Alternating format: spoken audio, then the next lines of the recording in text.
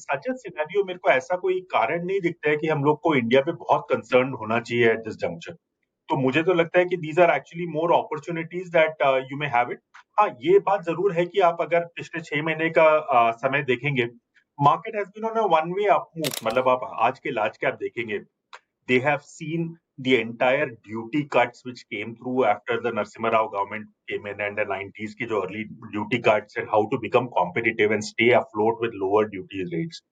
Asian crisis झेल चुके हैं, टेक मेल्टडाउन झेल चुके हैं, उसके बाद आपका ग्लोबल फाइनेंशियल क्राइसिस आया, दो और तीन फंड जो कि आपका मतलब एक तरह से एक बेस बन जाए जिसमें plus then you can have a little bit of these ancillary numbers, ancillary funds which are there in the thematics etc, which can make out the build out the whole portfolio. I would say देखिए एक चीज हमेशा ध्यान रखना पड़ेगा कि any thematic fund will always be more risky than a diversified fund. वो तो हमेशा हमने को ध्यान में रखना है, बिकॉज आप एक नैरो सेगमेंट पे खेल रहे हो। अभी ऐसा हो सकता है कि कल को समझ लीजिए रूपी डॉलर सडनली डिप्रिशिएट करता है तो tech sector might do well.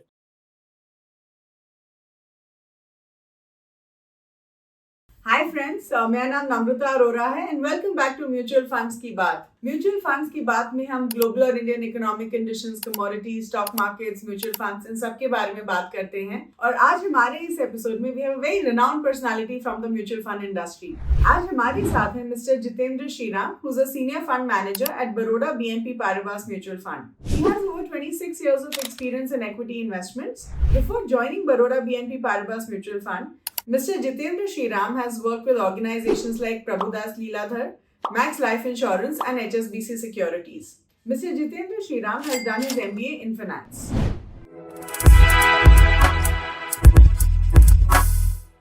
Hello everyone, welcome back to Mutual Funds Ki Baat. I'm Namrata Arora. Thank you so much for joining us again this week. And firstly, I want to thank all of you for giving us so much love every week and watching all the podcasts that we create for you. So today we have with us for the first time on this show Mr. Jitendra Shriram, who is a senior fund manager with Baroda BNP Paribas Mutual Fund. And Jitendra, I really want to sincerely thank you and welcome you to this particular episode of Mutual Funds Ki Baat. आप हमारे episode में पहली बार आ रहे हैं, so we are very excited to hear you and to listen to all your answers. Thank you so much, Namrata ji, and it has been a great pleasure to be on the Grow platform here today and sharing my thoughts with you. Thank you so much. Sure, thank you so much. So let's start with some of the questions that we have lined up for you. और ये सारे जो हमारे सवाल होते हैं ये हमारे व्यूअर्स की तरफ से आते हैं या फिर हमारी टीम ये क्वेश्चंस डिज़ाइन करती है to get the best perspective of the speaker. तो सबसे मेरा जो पहला सवाल है वो हम मैक्रो इकोनॉमिक सिनारियो के ऊपर डिस्कस करते हैं। And I would like to understand from your perspective. हम सब जानते हैं कि अभी स्टॉक मार्केट काफ़ी चॉपी है। वी आर सीइंग एटलीस्ट हमने देखा कि स्टॉक मार्केट रिसेंटली क्रैश हुई in fears of a US recession. तो एक जो म्यूचुअल फंड इन्वेस्टर है, क्या उनको जो इस टाइम में पैनिक शायद कर रहे हैं, क्योंकि it's very natural for an investor to panic at times like these, आप उनको क्या बोलना चाहेंगे? That's question one and I will ask you a follow up question on this. But ऐसे म्यूचुअल फंड इन्वेस्टर्स को आप क्या बोलना चाहेंगे? नहीं, देखिए इसमें ना मेन जो चीज है वो अगर आप इक्विटी बाय नेचर एक वॉलेटाइल एसेट क्लास रहता है, और अगर आप 2000 से देखेंगे there have been at least 32 occasions when you have actually had more than 5% drawdown in markets.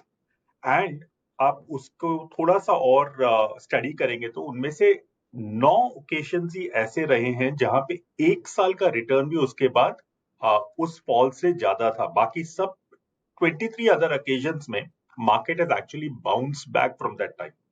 And normally जो रहता है ये जो 9 occasions थे वो दोनों अगर आप बंच अप करेंगे ना वो दोनों तभी हुए हैं जब ग्लोबल क्राइसिस था। एक वो Y2K, टेक मेल्टडाउन, 9/11, जो भी आप बोलिए, जो भी नाम दे दीजिए आप उसका, उस टाइम पे कुछ ऐसे फॉल्स आए थे। दूसरा था ग्लोबल फाइनेंशियल क्राइसिस के वक्त, जब 2008-9 में जब आपके काफी कुछ क्राइसिस सिचुएशन था। नॉर्मली क्या है, जो इक्विटी मार्केट रहते हैं वो अर्निंग्स या ग्रोथ को ट्रैक करती है, तो over a period of time you will actually find कि these are more noise in the market rather than having too much substance around it. तो वो नॉर्मली रिकवरी उसमें आ ही जाती है। हाँ, ये हो सकता है कि 2-3 महीने वो साइडवेज चले और उसके बाद वो रिकवरी आए। Okay okay. So do you think आप क्या बोलना चाहेंगे कि क्या इन्वेस्टर्स को पैनिक करना चाहिए या इतना पैनिक नहीं करना चाहिए? मेरे हिसाब से तो पैनिक के लिए कोई कारण है नहीं, बिकॉज़ आप जैसे अगर आप आज की तारीख में भी देखेंगे तो uh, India doesn't seem to be in some kind of a problem spot, क्योंकि अगर आप देखेंगे ग्रोथ इज फेयरली इंटैक्ट, आपका सात आप इवन कंजर्वेटिवली बोलेंगे तो 6.5 से 7.5% हमारी ग्रोथ इकोनॉमी की है। कॉर्पोरेट अर्निंग्स एक रीजनेबल क्लिप पे ग्रो कर रही है। उसके अलावा हमारे पास इन्फ्लेशन की भी कोई खास प्रॉब्लम है नहीं। In fact inflation is trending down. There is a very high likelihood कि जब भी आरबीआई अगले 2-3 महीने में कभी ना कभी वो रेट एक्शन भी पॉजिटिव रेट कट्स की तरफ ही झुकाव रहेगा। तो इन सच अ सिनेरियो मेरे को ऐसा कोई कारण नहीं दिखता है कि हम लोग को इंडिया पे बहुत कंसर्न होना चाहिए एट दिस जंक्शन। तो मुझे तो लगता है कि these are actually more opportunities that you may have it.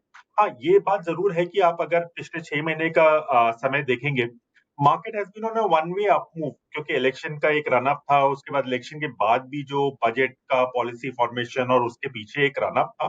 तो हो सकता है कि एक बार एक रन अप आता है तो उसके बाद मार्केट थोड़ा कंसोलिडेट करे, थोड़ा allow for earnings to catch up, तो वो एक फेज आ सकता है जरूर। So I don't think that is actually a reason for concern, because equity कभी आपको लीनियर रिटर्न तो देगा नहीं, वो कभी कभी ऊपर नीचे तो होना ही है उसमें। Sure, okay. So you just said कि शायद ऐसे समय को हम अपॉर्चुनिटी मान के चल सकते हैं। तो टेल अस कि क्या इन्वेस्टर्स को इस टाइम पे अपने एसआईपीस को टॉप अप करना चाहिए? Do you think it's a good time to do a top up?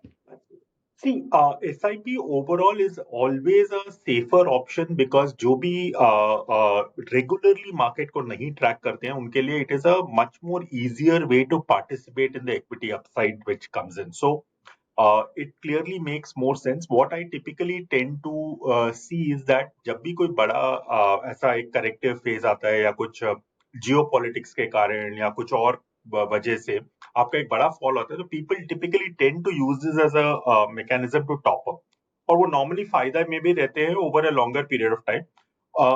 My only thing I would say is that you know don't have a very short term view कि वो 2 महीने 3 महीने में आपको उसका फायदा या नतीजा निकलेगा उसका, because it may take a little bit more time then that for all these things to play out. या क्योंकि नॉर्मली जैसे मैं बोला, आपका 32 ओकेजन आए थे, उनमें से 9 ओकेजन में एक साल के अंदर अंदर आपको पॉजिटिव रिटर्न मिल गया था। तो I would say that the tenor has to be little bit longer, but normally ऐसे जो मौके आते हैं, specially in a growing economy, stable economy like ours, I don't see that as a problem. It makes lot of sense कि investors बने रहे equity में। okay, all right, okay. So, let me talk a little bit about mid-cap funds and, primarily हमने ये देखा है कि जो mid-cap funds होते हैं, which are obviously investing in mid-sized companies, उनमें इतनी potential होती है कि वो small cap और large cap दोनों को जो है beat कर पाए in the long run, right? So, which I think कि mid-cap एक बहुत sweet spot पे हमेशा रहते हैं। लेकिन कुछ ऐसे experts हैं जो believe करते हैं कि जो mid-cap index है, that trades significantly higher than its respective fair forward multiples, and इसकी वजह से चैलेंज हो सकता है। तो आपके हिसाब से जो मिड कैप इन्वेस्टर्स होते हैं जिन्होंने मिड कैप म्यूचुअल फंड्स में इन्वेस्ट किया है, उनको क्या करना चाहिए इन अ सिनेरियो लाइक दिस? नहीं, आपकी बात बिल्कुल सही है नम्रता जी, बिकॉज नॉर्मली क्या होता है, जो large cap, because of their size और because of the fact that they are already a large proportion of the economy, या उस रेट पे नॉर्मली नहीं ग्रो करते हैं जितना जैसे मिड कैप या स्मॉल कैप्स में पोटेंशियल रहता है। बट टू योर पॉइंट, अभी जो एक इश्यू आया है, एक तरह से एक वॉलेटिलिटी का एक दौर आया है। एक हुआ आपका जियो पॉलिटिक्स के चलते, बिकॉज जो इसराइल ने एक ट्रिपल स्ट्राइक किया हमस लीडरशिप पे एंड ऑल या दैट, उसके वजह से एक थोड़ा नर्वसनेस आया मार्केट में। दूसरा आपका आया ये US recession fears on jobs data, जो यूएस में आया जो कि वीक थे, या और मार्केट में ऐसा एक फीलिंग आई कि it could be a indicator of some kind of slow down in the US economy. साथ ही साथ आपका ये भी किस्सा हुआ कि Japan is talking of a Japan did actually do a rate hike, and that had people worrying about whether ये जो कैरी ट्रेड है, येन कैरी ट्रेड है, वो चलेगा कि नहीं। नॉर्मली क्या होता है, जब भी वॉलेटिलिटी आती है बाजार में, people tend to gravitate towards large caps, because वो जो है वो मिस्टर स्टेबल, मिस्टर डिपेंडेबल है of the investment world. and typically they have the more stronger resilience or ability to withstand shocks वगैरह जो है वो लार्ज कैप में ज्यादा रहता है. आई वुड से आपके क्वेश्चन में एक और जो पैरेलल पॉइंट है वो ये है कि if I look at last year the first half was extremely strong earnings for the mid cap segment, क्योंकि आपका जो पहला दो क्वार्टर था, first quarter of FY24 and second quarter of FY24, the mid cap indices grew their earnings by almost upwards of 25% each of those two quarters. आपका एक base जो है वो एक हाई लेवल पे सेट हो गया है, और उस लेवल से जो फर्स्ट क्वार्टर सेकंड क्वार्टर ये साल का आएगा, जो अभी अभी हम लोग जिस रिजल्ट सीजन में हैं और जिसके बाद वाला सीजन है, इसमें may be you will find a little bit more softer earnings growth on the mid cap segment, which is going to be a little bit of a breaking factor या restraining factor for that segment of the market. और mostly क्या होता है, आप election के हिसाब से भी सोचेंगे तो इलेक्शन में जो नॉर्मली ये होता है कि उसके 3 महीने पहले कोड ऑफ कॉन्डक्ट लागू हो जाता है, उसके चलते ठेके या contracts and all are not awarded in the market place.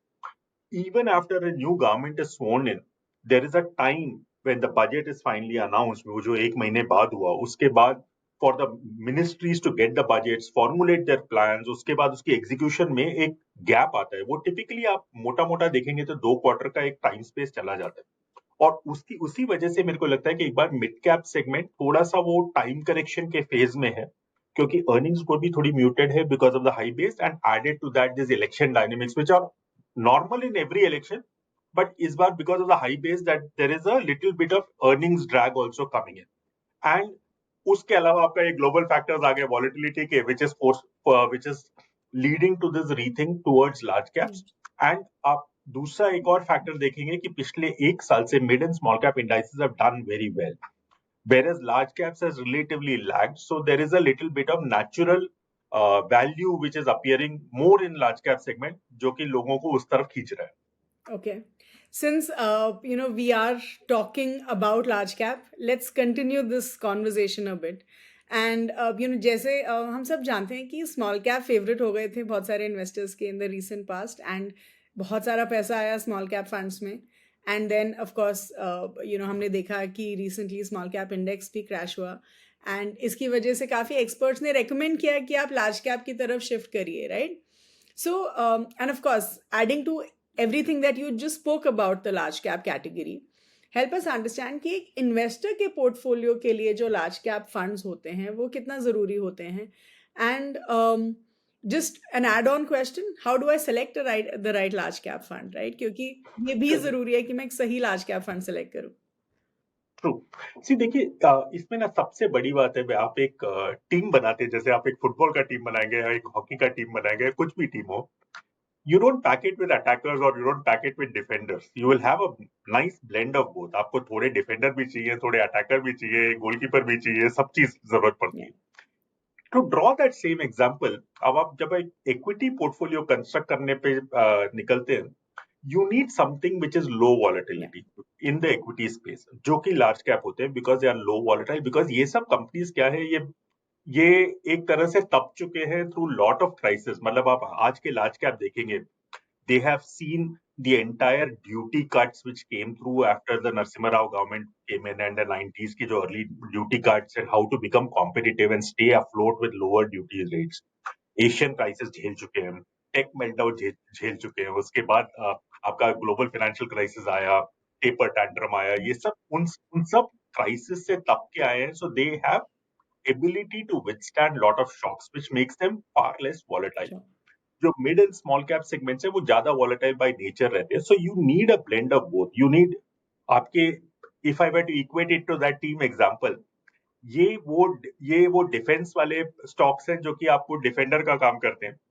थोड़ा स्पाइस एंड एक्साइटमेंट के लिए थोड़े बहुत आपको एग्रेशन और एग्रेसिव इसके लिए आपको मिड कैप स्मॉल कैप की भी जरूरत पड़ती है. बट आई वुड से that large cap is a must for every portfolio, because end of the day जो आप एक तरह का एक इकोनॉमी का बैरोमीटर आप मेजर करते हो, जो कि सेंसेक्स हुआ या निफ्टी हुआ या जो भी आप इंडेक्स ट्रैक करते हो, उसका जो बेसिक कंस्टिट्यूएंट्स है वो सब लार्ज कैप ही रहते हैं, and it indicates to you the health of the nation in a sense कि how it is progressing and all that. So large cap तो एक मस्ट है for any portfolio. Sure. Okay, so my second question, how do I select the right large cap Yeah. fund? Do you think Sure. Do you think legacy plays a role, क्योंकि आपने बोला कि large cap companies इतना देख चुकी हैं all the ups and down, so do you think legacy funds are what we should select? I mean True.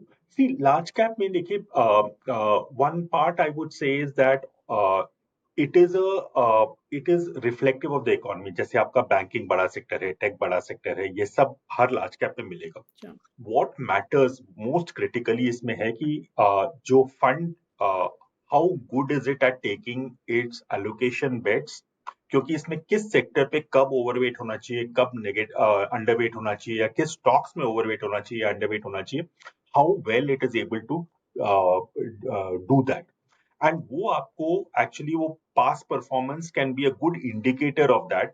So over a period of time, how well it has managed over bull and bear phases of the market, उससे आपको एक अंदाजा लग जाएगा कि how easily the fund is able to navigate these things.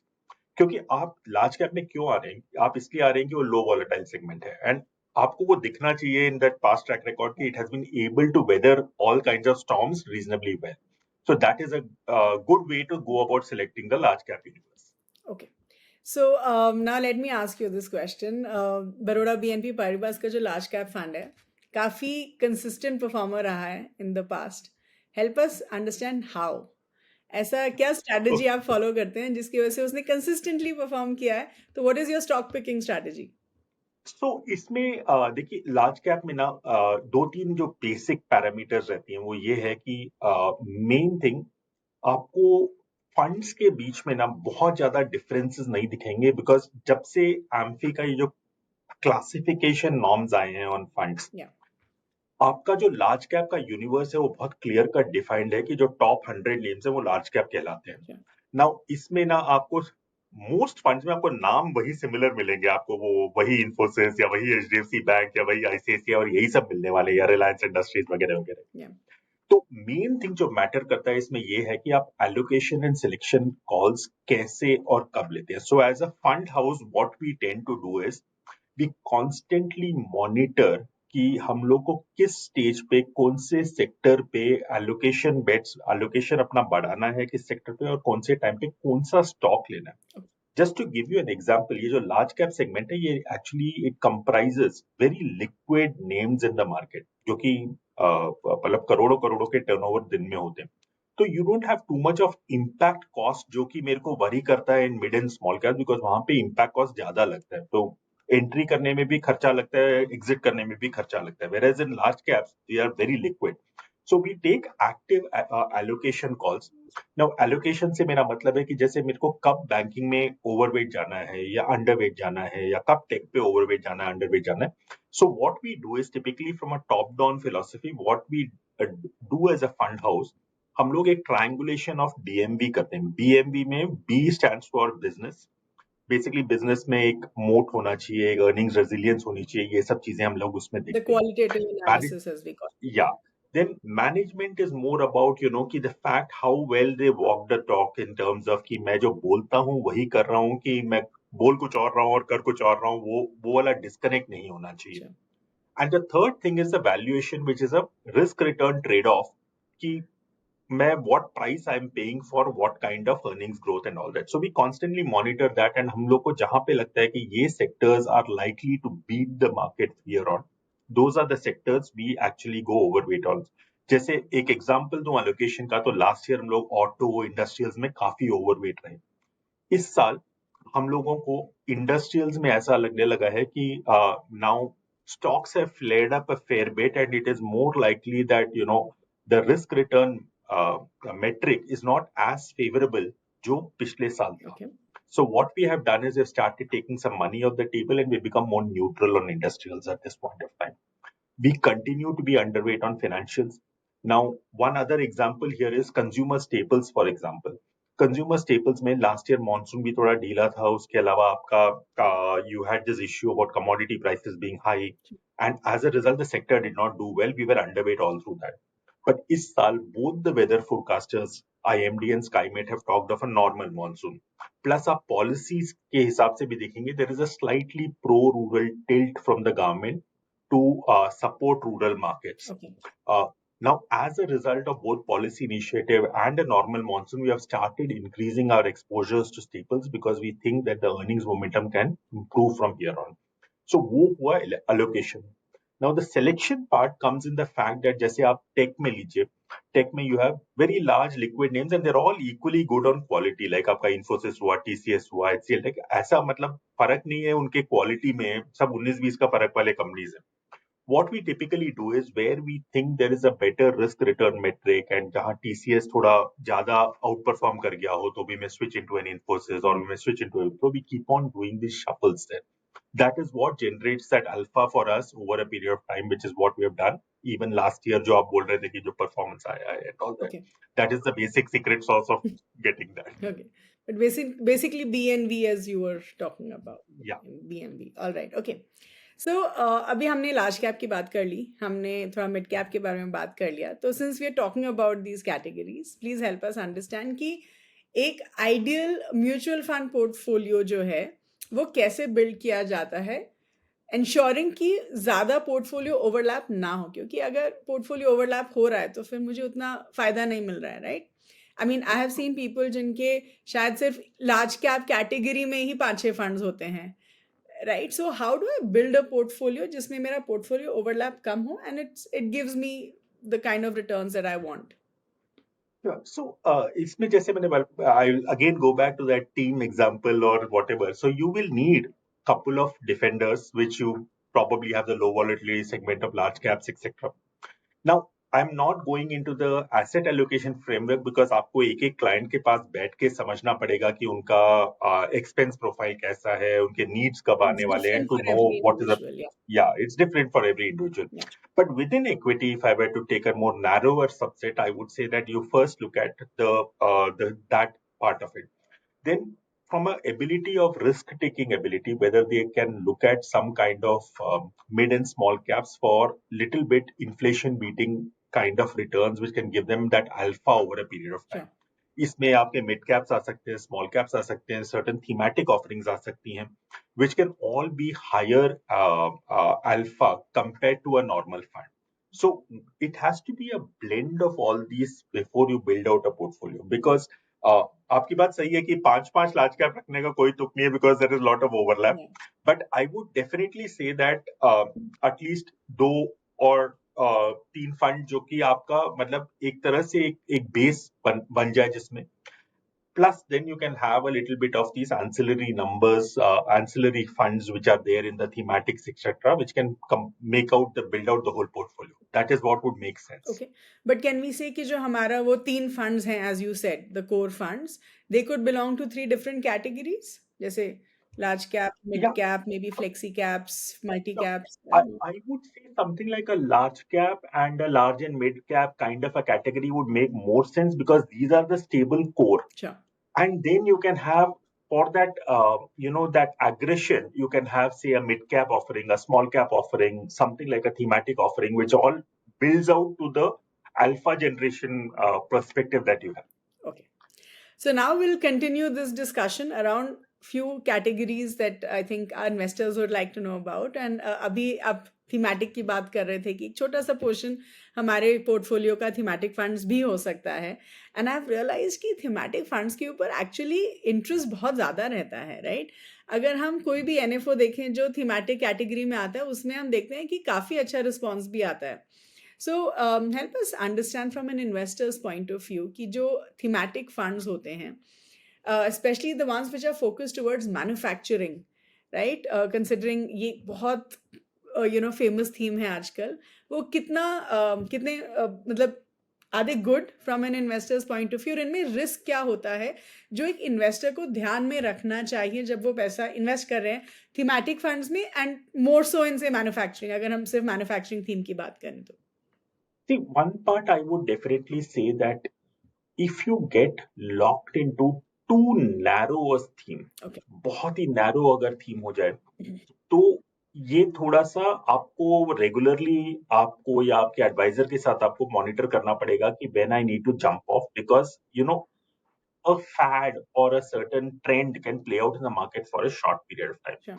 Thankfully, manufacturing is not such a short-term fad because manufacturing, अगर आप even index देखेंगे ना, it has a representation from a lot of sectors. Yeah. आप मैं typically I'm not even talking of a specific fund, but अगर आप manufacturing as an index देखिए, NSE का manufacturing index जो है उसमें 30% ऑटो एंसिलरीज है, 20% के आसपास इंडस्ट्रियल्स है, कैपिटल गुड्स वाले जो कंपनीज है, 15% के आसपास फार्मा है, 10% के आसपास आपका ऑयल गैस रिफाइनिंग सेक्टर्स है, और 10% मेटल्स, 7% के आसपास केमिकल्स हैं, जो बड़े सेक्टर्स हुए. So it is fairly diversified that way, so it's not playing a narrow theme. Yeah.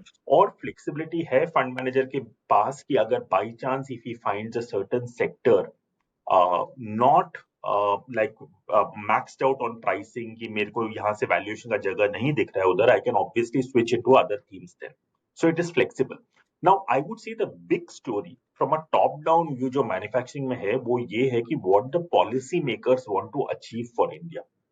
India में क्या है by fluke or whatever you call it, because we had a large English speaking population, large technical talent, the services boom naturally came to us. Hmm. Early 90s से जब आपने पूरा take का जो एक तरह से एक मैसिव ग्रोथ आया, we participated in the services boom. Unfortunately that led us to defocus on manufacturing, and एक तरह से मैन्युफैक्चरिंग में हम लोग पीछे रह गए थे. Today what is happening, the government is clear that from a job creation perspective, from various other, even as labor leaves farmlands, they're not skilled enough कि वो services sector में जाके बैठ जाएं, which is far more technically qualified people are required. So to that extent, manufacturing, where you need welders, you need artisans, or you need people who are more doing assembly work and all that, that creates jobs for people leaving the farm sector. Now उसके हिसाब से what the government is thinking of is that हम लोग को जो manufacturing as a percentage of GDP है, उसको 17% से लेके 25% तक पहुंचाना है by the turn of the decade. Now what it means from a very simple perspective is कि अगर आपका GDP एक certain percentage से grow हो रहा है, अगर हम बोले कि 7%, 7.5% से grow हो रहा है, manufacturing as a segment should grow faster because आपका numerator also will rise from 17 to 25, denominator तो grow हो ही रहा है जो GDP है, which is the basic theme of manufacturing जो कि हम लोग participate करना चाह रहे हैं. Now the other aspect on manufacturing, which is also interesting, is that as I mentioned, it is very flexible. You can move from multiple. और इसमें क्या है, government is taking a lot of initiatives. आपने एक PLI scheme launch कर दिया, आपने OSAT scheme launch कर दिया, आपने उड़ान स्कीम लॉन्च कर दिया फॉर एयरपोर्ट्स एक्सेट्रा, या फिर आपने आत्मनिर्भर भारत का किया, या मेक इन इंडिया इनिशिएटिव कर दिया. So there is a lot of policy thrust coming from the government to ensure that this 17 to 25 actually comes about. And we are basically piggybacking on this entire जो भी policy initiatives हैं, या जो भी आपका macro में आप एक change लाना चाह रहे हैं to increase manufacturing share, which is what manufacturing plays on, which is why we are excited about that space. Okay. So we heard the good side about manufacturing as a Yes. theme. How about the risk? Risk. Yeah, so I would say देखिए एक चीज हमेशा ध्यान रखना पड़ेगा कि any thematic fund will always be more risky than a diversified fund. वो तो हमेशा हमने को ध्यान में रखना है, बिकॉज आप एक नैरो सेगमेंट पे खेल रहे हो. अभी ऐसा हो सकता है कि कल को समझ लीजिए रूपी डॉलर सडनली डिप्रिशिएट करता है, तो tech sector might do well. Yeah. यहाँ पे टेक तो जीरो वेटेज है. अगर आपका कंज्यूमर स्टेपल्स नहीं काम किया, अगेन इन अ डाइवर्सिफाइड, अगर काम किया and consumer staples has zero weightage in manufacturing, so you will again find that manufacturing as a segment may not do well. Any thematic by nature will have higher volatility. वो तो हम हमेशा ध्यान में रख के ही चलना पड़ेगा. But all I'm saying is कि if see 6 महीना 1 साल हो सकता है ये सब कुछ सेगमेंट्स ना काम करें, बट अगर गवर्नमेंट 30 तक टारगेट कर रहा है कि हम लोग को 25% मैन्युफैक्चरिंग करना है, भले 30 में ना हो, 31 में हो जाए, 32, what it means is that the growth will be much more stronger than what you are seeing for the country. So you should be able to benefit from that. वो exactly 30 में होता है कि 1 साल पहले होता है, 1 साल बाद में होता है, we are no soothsayers कि हम लोग उसको forecast कर पाए, but all I'm saying is कि it is something that should happen. Okay.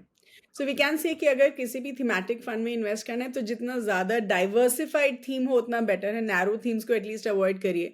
Thematic funds in it exactly. Self risky होते हैं, तो रिस्क कम करने का एक तरीका है कि ब्रॉड थीम सिलेक्ट करिए, हाँ, थोड़ा मतलब थोड़ा सा ब्रॉड बेस्ड थीम हो तो वो बेटर बेटर रहेगा। है। ओके, सो हम लोग, मुझे लगता है कि एज एन इंडस्ट्री हम एसआईपीस के बारे में बहुत बात करते हैं, राइट? बहुत चर्चा हो जाती है कि एसआईपी क्यों अच्छे हैं, कैसे उनमें इन्वेस्ट करना चाहिए एंड ऑल ऑफ दैट। लेकिन आई थिंक लमसम इन्वेस्टिंग के ऊपर ना बहुत कम बात करी जाती है। तो I want to ask you this question, okay, कि आपके ओपिनियन में जो इन्वेस्टर्स होते हैं उनको कब लमसम इन्वेस्ट करना चाहिए, इन द सेंस कि कब हम एक साथ पैसा डाल दें, एंड क्या ये लमसम अप्रोच सिर्फ कुछ ही कैटेगरीज ऑफ फंड्स के लिए सूटेबल है, या you think across all categories हम लमसम के तरीके से म्यूचुअल फंड्स में इन्वेस्ट कर सकते हैं?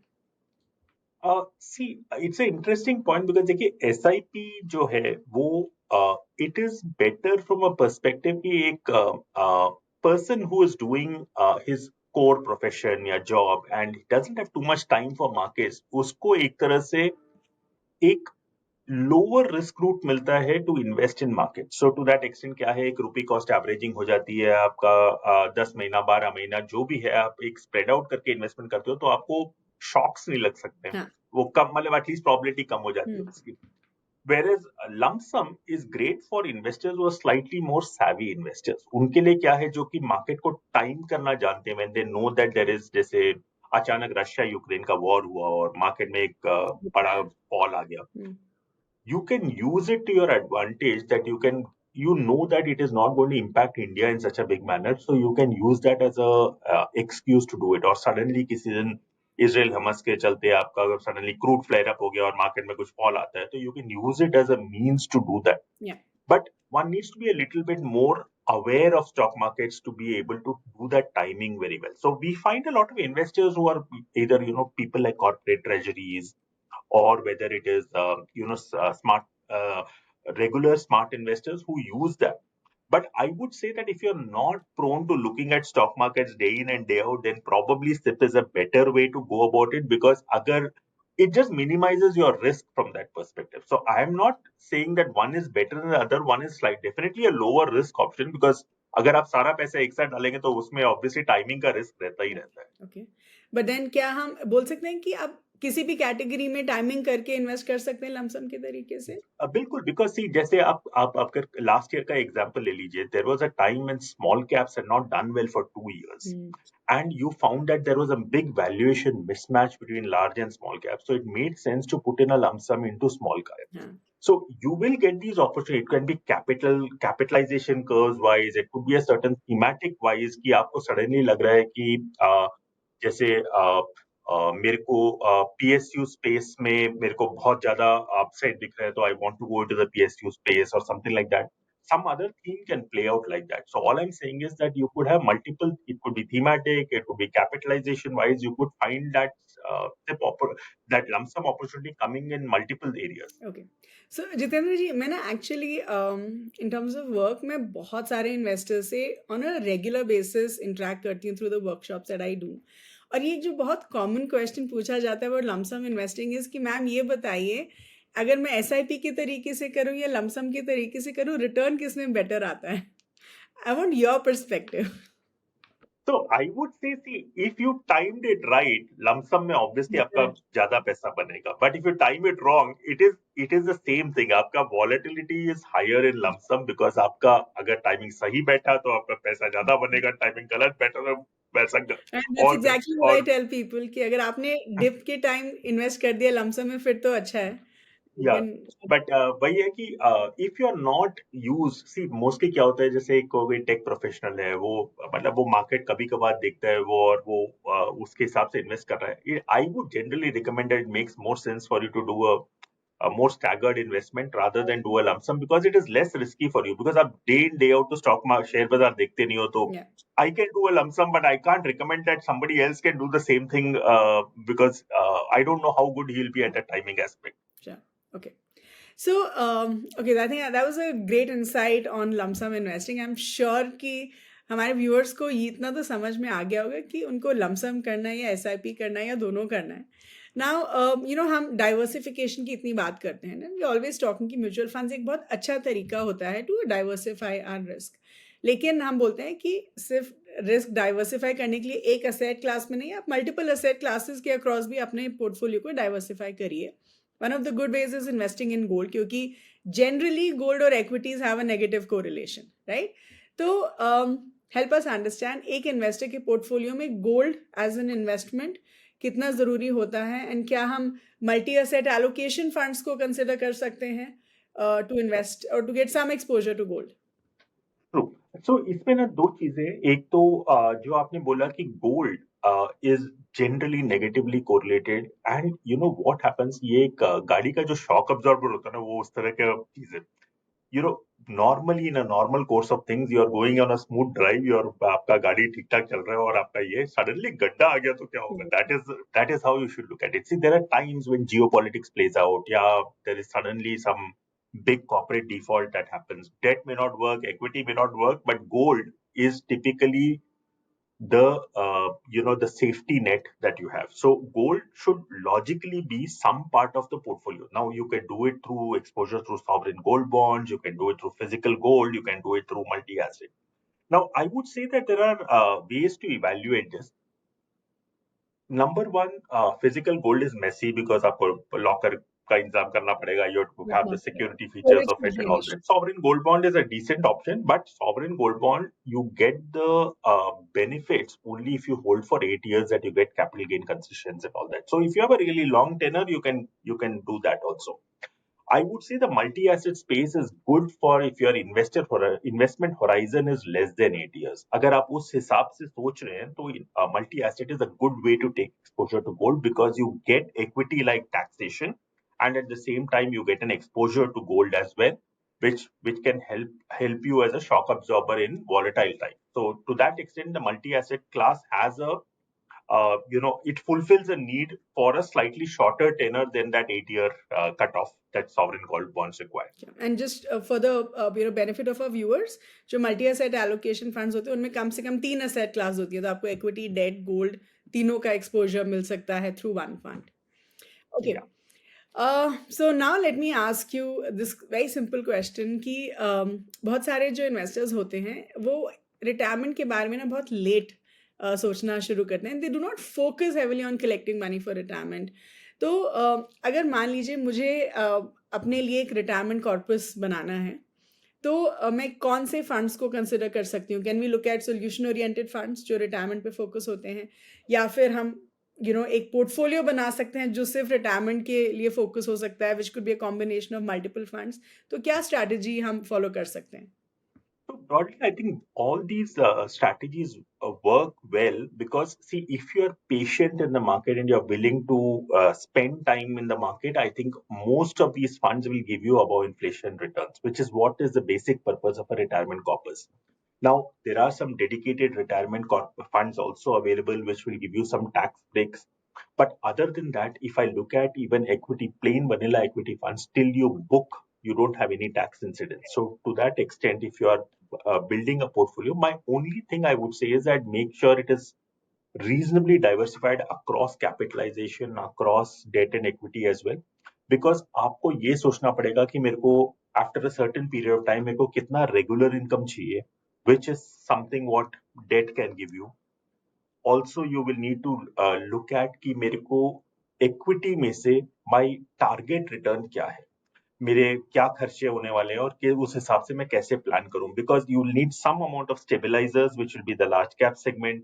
You will need some amount of risk taking which is through mid and small cap, ताकि आपका रिटर्न प्रोफाइल बढ़ सके. So it has to be a blend of both. My only thing is that without understanding a deeper detail into each individual investor's expense and risk tolerance, it's difficult to give out a one solution fits all kind of approach. But I would say that is how one should go about it. But can we say कि अगर मान लीजिए आपका risk appetite थोड़ा ज़्यादा है, तब आप मे बी एक डाइवर्सिफाइड पोर्टफोलियो खुद क्रिएट कर सकते हैं। लेकिन अगर रिस्क एपेटाइट कम, की जो सोल्यूशन ओरिएंटेड फंड्स होते हैं, दे इफेक्टिवली हाइब्रिड फंड्स, Exactly. शायद रिस्क थोड़ा कम होता है, सो रिटर्न Yes. प्रोबेबिलिटी भी थोड़ा कम रहता है। Yeah. सो आप वो मतलब आप जो हाइब्रिड्स के थ्रू आप ले रहे हैं उसको आप दूसरी तरह से भी रिक्रिएट कर सकते हैं, आपका डेट इक्विटी मिक्स के हिसाब से भी आप उसको प्लान आउट कर सकते हैं, तो दोनों तरह से वो पॉसिबल है वो। Okay, okay, all right, okay. So now let's talk a little bit about one category जो neglected है, बहुत अच्छा किया है, लेकिन जो ऐसे funds जो PSU stocks में invest करते हैं, right? तो I've realized कि PSU एक अच्छा कैटेगरी है एज अ थीम, लेकिन अच्छा भी किया है, but not very famous amongst investors. तो ऐसे इन्वेस्टर्स जो PSU में इन्वेस्ट करना चाहते हैं, उनको आप क्या बोलना चाहेंगे? आई थिंक पीएसयू में दो तीन मेजर ट्रेंड्स हुए हैं जो कि प्ले आउट किए हैं पिछले 2-3 साल में। एक ट्रेंड ये था कि अगर आप पीएसयूज को बकेट करेंगे ना, तो एक है आपका पूरा पीएसयू बैंकिंग स्पेस, एसबीआई से लेकर आपके सारे छोटे बैंक्स तक जो पब्लिक सेक्टर में आते हैं। दूसरा है ये पावर सेगमेंट में जो कि आपके NTPC, NHPC, power grid type का एक बकेट यस। है। थर्ड है आपका पूरा ये डिफेंस बैंक और आपका इंडस्ट्रियल्स वगैरह में। And I would say the fourth is something like जैसे आपका the oil marketing companies वगैरह हुए, जैसे IOC, BPHP वगैरह, ये सब जो है. So I would broadly bucket into this, and I would say the common trends that have happened is, सबसे पहला ये था कि एक टाइम था when government used to be very regular in supplying stock, which was a constant dampener कि आपका कभी you never had a big run in PSUs because every now and then there used to be supply coming. I think government has also become fairly disciplined on that, which is a big positive. कि आप मतलब you at least make sure that these companies improve operationally, they are doing well before you look at periodic divestments. Second thing has been some kind of a policy stability on their how much profit should they earn. पहले क्या था, बहुत ad hoc था, especially in areas like oil and gas की हम लोग कोई भी forecast भी नहीं कर पाते थे कि कितना profit ये companies दिखाएंगी, because oil prices were all over the place, आपके Yeah, yeah, वो सब चेंज होते रहते थे। अभी वो ये हुआ कि एक तरह से एक स्टेबिलिटी आ गई है कि at least we know that they will be ensured a certain minimum amount of profits and all that. They will not be allowed to slip into losses. So the government is fairly more disciplined regarding these sectors.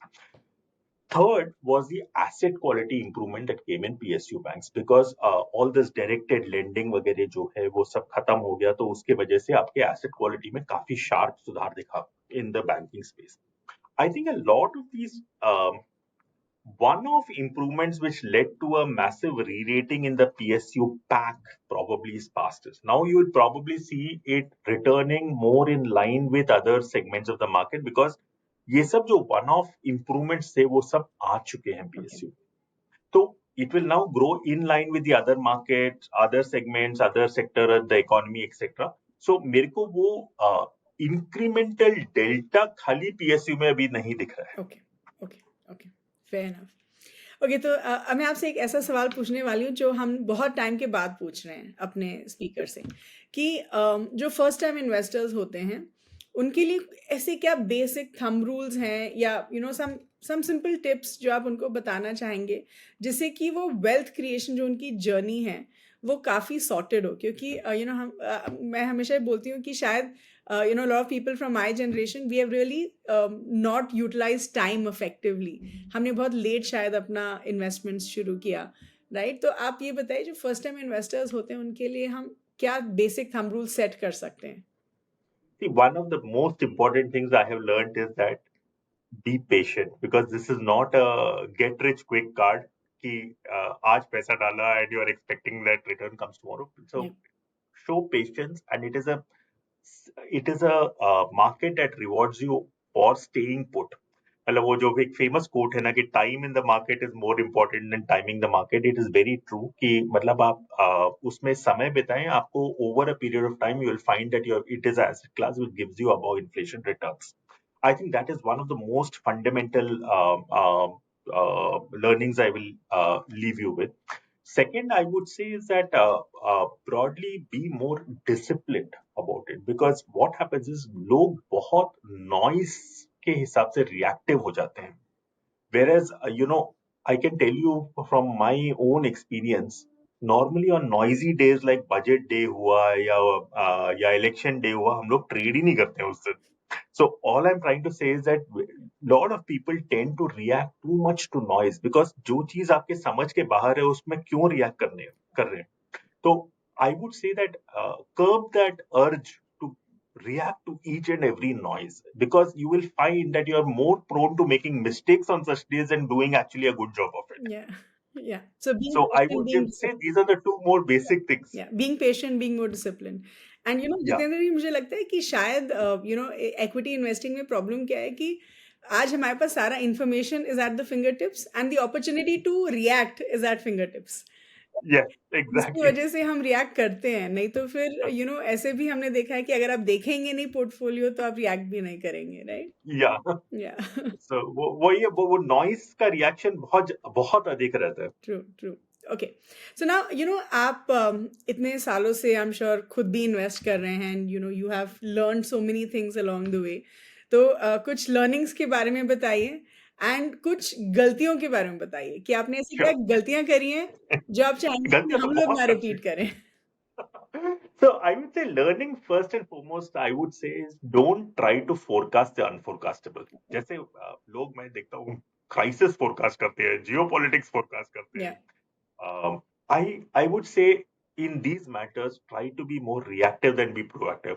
मतलब किसी को कोई हवा नहीं रहता है और सब लोग they are just throwing darts at a dartboard. इसमें कोई मतलब नहीं रहता है. So I would say the first and foremost is don't try to react to all these unforecastable things. या Because कुछ कुछ चीज ये मान लेना बेहतर है कि हम लोग को इसके बारे में कोई समझ नहीं है. So at least that makes a lot more sense. Second, I would say from a mistake perspective, I have realized one thing, that my biggest mistakes have happened when I have jumped off too early from a trade. See, what typically happens is, अगर आप ये सोचें कि आपने कोई जैसे कोई आपने एक स्टॉक आपको बहुत वैल्यू दिखाई दे रहा है, आपने खरीदा, it takes sometimes couple of quarters before the stock starts performing, because काफी दिन वो वहीं पे पड़ा रहता है. It actually happens the same way on the reverse. I might feel that a stock has turned a little expensive now, and I might sell out, and I find that it keeps getting more and more expensive because valuation is not an accurate science. या मैं इसलिए बोलूंगा कि don't try to time it that you know all the answers, because you will find that वो valuation या over valuation उसकी काफी देर sustain कर रही है before it comes off. I have generally found it much better to see if the earnings momentum is deteriorating or accelerating. And I have found that market will eventually pay more value to that. So जब तक उसका earnings momentum काफी strong है, I would say stay put on that rate and don't try to jump off the gravy train too quickly. Okay okay, wonderful. Last question, हमारे viewers के लिए कोई book recommendations? So I would say that one thing that I have definitely enjoyed would be Mr. Damodaran's valuation book, Ashwath Damodaran's valuation book, which is something genuinely is worthwhile read. I would also say Psychology of Money by Morgan Housel is something which is a very good read. So these I would probably say are some things which are definitely worth reading. Cool, thank you so much, sir. I think बहुत अच्छी conversation थी and you are such a lively person. You have such a wonderful screen presence. So thank you so much for your time. And Thanks a lot, Namrataji. Thank you so much for having me on your platform. no, thank you. And we hope to get you back for some more conversation. But thank you for your Sure, definitely. Thank you so much. Thank you. Wow, what a wonderful conversation that was with Mr. Jitendra. I'm sure आप सबको बहुत कुछ सीखने के लिए मिला होगा इस एपिसोड में. तो जो भी हमने पॉइंट्स डिस्कस किए वो मैं आपके लिए जल्दी से समराइज कर देती हूँ. तो सबसे पहले हमने ये बात करी कि रिसेंटली हमने देखा था कि स्टॉक मार्केट काफी क्रैश हुआ था because of fears of US recession. तो क्या ऐसे टाइम में इन्वेस्टर्स को अपने SIPs को स्टेप अप करना चाहिए? Is it a good opportunity? तो मिस्टर जितेंद्र सेज कि सबसे पहले तो जब स्टॉक मार्केट गिरती है तो हमें पैनिक नहीं करना चाहिए, क्योंकि इंडिया की ग्रोथ स्टोरी काफी स्ट्रांग है. बल्कि देखा जाए तो इन्फ्लेशन से रिलेटेड भी हमें उतने प्रॉब्लम्स नहीं है. देयर इज ऑल्सो पॉसिबिलिटी कि शायद RBI रेपो रेट कट करेगा in the near future. Stock market इतने टाइम से अच्छा कर रहा था, so a correction was anyways due at some point in time. He says कि ऑफ कोर्स काफी इन्वेस्टर्स ऐसी अपॉर्चुनिटीज को यूज करते हैं to step up their SIPs. फिर हमने मिस्टर जितेंद्र के साथ ये डिस्कस किया कि काफी एक्सपर्ट्स का ये मानना है कि जो मिड कैप इंडेक्स है that trade significantly higher than its respective fair forward multiples. तो मिस्टर जितेंद्र सेज कि अगर हम मिड कैप स्पेस की बात करें तो वहां पे अभी हम एक सॉफ्टर ग्रोथ देख सकते हैं। जो मिड कैप कंपनीज हैं उनका अर्निंग्स जो है पिछले कुछ टाइम से म्यूटेड रहा है and the government has taken over. So he says कि मिड कैप स्पेस को अभी थोड़ा समय लगेगा for it to bounce back.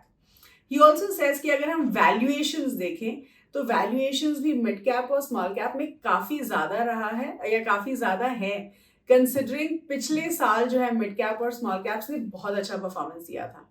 तो ही सेज कि अगर हम अभी देखें तो large caps valuation point of view से अब better placed compare to mid cap and small caps. फिर हमने मिस्टर जितेंद्र से लार्ज कैप फंड्स में इन्वेस्ट करने के बारे में पूछा एंड मिस्टर जितेंद्र सेज कि हर इन्वेस्टर के पोर्टफोलियो में ऐसे कुछ इक्विटी फंड्स होने चाहिए जिनमें वॉलेटिलिटी कम होता है and this is where the large cap funds fit in.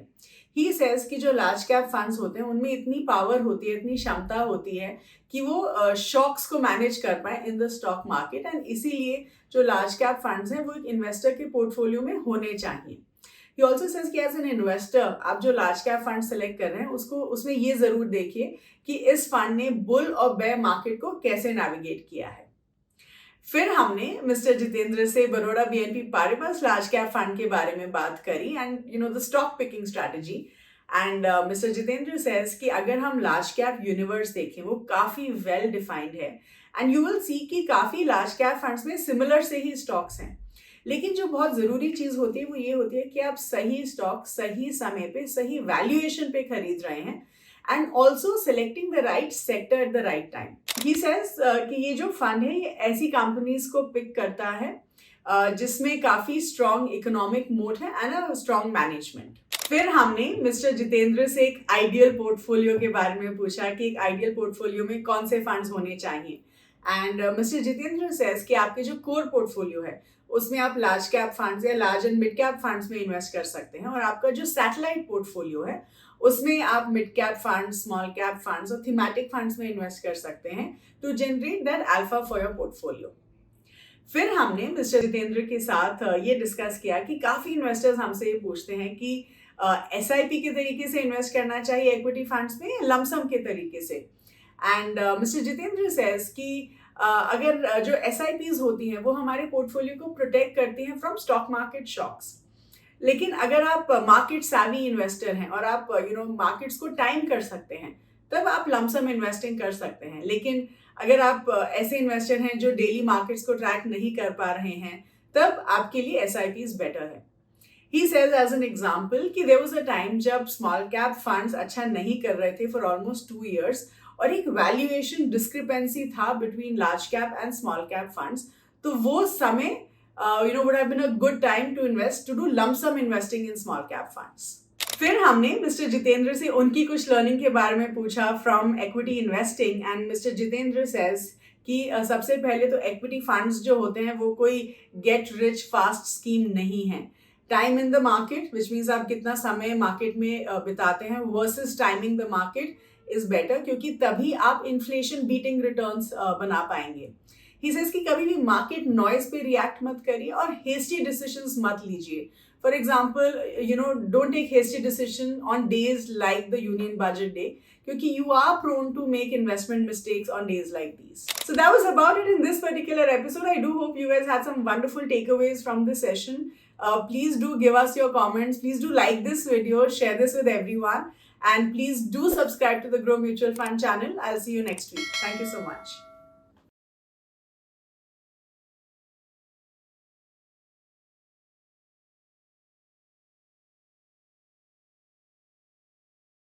Mutual fund investments are subject to market risks. Read all scheme-related documents carefully.